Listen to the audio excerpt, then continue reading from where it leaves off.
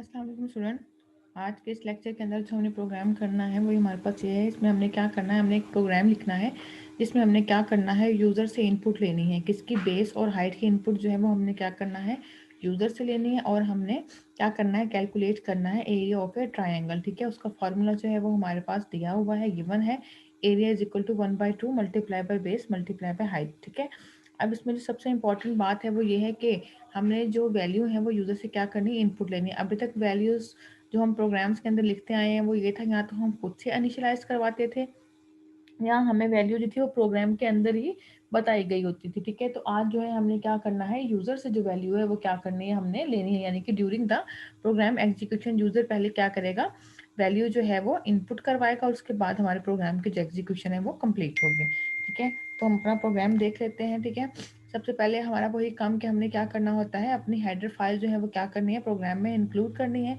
हमने अपनी header file programme में इंक्लूड कर ली। उसके बाद हम क्या करते हैं, अपना मेन फंक्शन जो है वो स्टार्ट करते हैं, जो हमारे पास क्या है, वर्ड मेन फंक्शन स्टार्ट करने के बाद हम क्या देखते हैं, हम देखते हैं कि हमने क्या करना होता है, अपने वेरिएबल को डिक्लेयर करना होता है उनकी डाटा टाइप्स के साथ। अब डाटा टाइप हमने यहाँ पे लिखी है फ्लोट। क्यों लिखी है, क्योंकि हमें पता है जो हमारे पास फार्मूला था एरिया का इज इक्वल टू 1/2।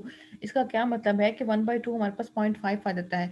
ठीक है, उसने क्या करना, हाइट और बेस से मल्टीप्लाई करना। इसका मतलब है कि आंसर जो है वो हमारे पास किस में आना है, पॉइंट में आना है। इस वजह से हमने क्या किया है, जो डाटा टाइप है वो हमने क्या ले लिया, फ्लोट ले लिया। और जितने वेरिएबल्स हम अपने इस प्रोग्राम के अंदर इस्तेमाल करने लगे हैं, हमने सारे के सारे वेरिएबल्स जो हैं वो यहाँ पर डिक्लेयर करवा दिए हैं। ठीक है, अब हम नेक्स्ट क्या करेंगे, हमें यूज़र ने कहा था कि हमने क्या करना है, जो आपके पास हाइट और बेस है उसकी हमने क्या करना है, यूज़र से इनपुट लेंथ। इसलिए हमने क्या लिखा, सी आउट। सी आउट में पहले क्या होगा, स्क्रीन के ऊपर एक मैसेज जो है यूज़र को ब्लिंक होता नजर आएगा कि वो क्या करे, बेस वैल्यू जो है वो क्या कर दे, एंटर करवा दे। ठीक है, और सी इन, सी इन हमारे पास क्या करता है, जो भी यूज़र वैल्यू एंटर करेगा, जिस तरह हमने यहाँ पे बेस वेरिएबल लिखा है, जो भी यूजर वैल्यू एंटर करेगा वो इस वेरिएबल के अंदर आके हमारे पास क्या हो जाएगी, स्टोर हो जाएगी।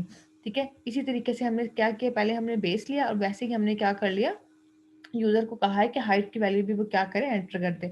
और सीन में यहाँ पे क्या हो जाएगा, हमारे पास हाइट की वैल्यू जो है वो क्या हो जाएगी, स्टोर हो जाएगी। उसके बाद हमने क्या कर लिया, हाइट भी ले ली, बेस भी ले ली। हमारे पास फॉर्मूला था एरिया इज इक्वल टू 1/2, 1/2 यानी कि 0.5। और उसके बाद हमने क्या किया, स्टैटिक, जिसको हम किससे क्या कहते हैं, मल्टीप्लीकेशन कहते हैं, बेस मल्टीप्लाई बाय हाइट। हमने यहाँ पे अपनी कैलकुलेशन जो है वो कर दी। कैलकुलेशन करने के बाद हमने क्या किया हुआ है, अपने एरिया को जो है वो क्या करवा दिया, स्क्रीन के ऊपर रिजल्ट को जो है वो डिस्प्ले करवा दिया। तो इसलिए हमने यहाँ पे क्या लिखा, see out area of a triangle is equal to area. तो ये हमारे पास रिजल्ट जो है वो क्या हो जाएंगे, स्क्रीन पे जो है वो डिस्प्ले हो जाएगा। तो ये आज का हमारा प्रोग्राम था जिसके अंदर जो है हमने देखा है कि जिस टाइम हम यूजर से इनपुट लेंगे तो हम उसको जो है वो सीन के थ्रू जो है वो किस तरह से यूजर से इनपुट ले सकते हैं और अपने प्रोग्राम को जो है वो कर सकते हैं।